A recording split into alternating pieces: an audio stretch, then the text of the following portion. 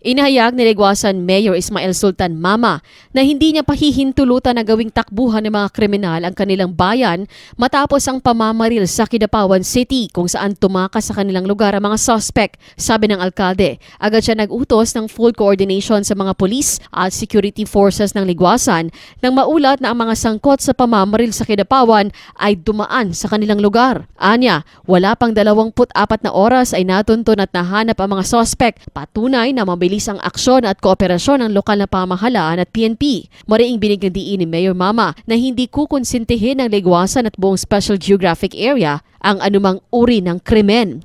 Nagbabala siya sa publiko na huwag gawing kanlungan ng mga kriminal ang bayan ng Leguasan, Malidagaw at Tugunan. Dagdag pa ng alkalde, nagkakaisa ang mga lokal na punong ehekutibo ng SJA BARM upang sugpuin ang krimen at ipakita na ang kanilang bayan ay hindi na kanlungan ng kaguluhan, kundi katuwang na ng pamahalaan sa pagpapanatili ng katiwasayan.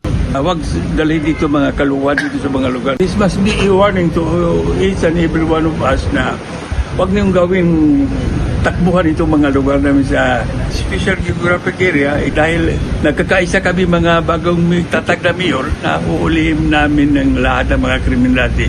Patuloy ang mahigpit na pagbabantay ng lokal na pamahalaan sa SJA BARM upang matiyak na hindi na muling maulit pa ang ganitong krimen sa kanilang nasasakupan. Maaring sakit kami ng ulo nung nag-rebelde pa kami sa gobyerno. Nakalipas na 40 years, pero ngayon na panig na kami ng gobyerno, I can rest assured that na makakaasa kayo sa tulong namin sa inyo.